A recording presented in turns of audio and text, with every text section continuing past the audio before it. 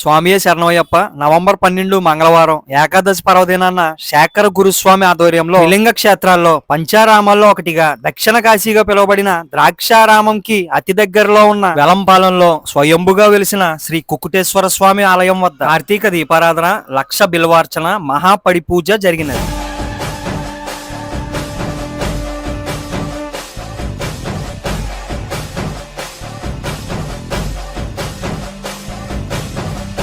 Udana